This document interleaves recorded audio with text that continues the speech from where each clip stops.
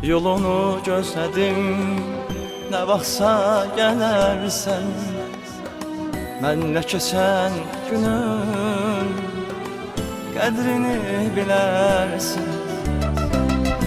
Yolunu gözlədim, nə vaxtsa gələrsən. Mənlə keçən günün qədrini bilərsən. Bilirəm günahkar olmuşam, qayıt gəl. Həsrəti qəlbimi yandırır, qayıt gəl. Gözlədim sevginin xətrinə, qayıt gəl.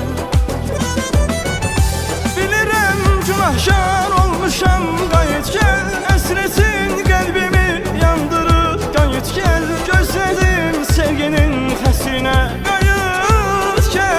Qayıt gəl, sən qayıt gəl. Sən qayıt gəl.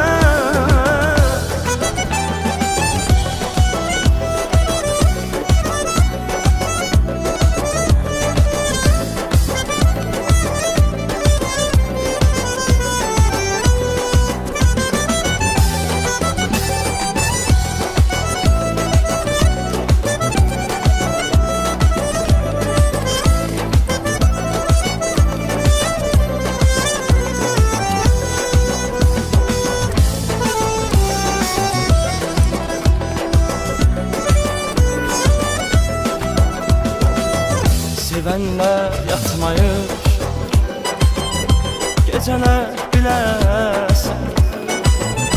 Məni tənha qoyub, sən hara gelirsən. Sevənlə yatmayır,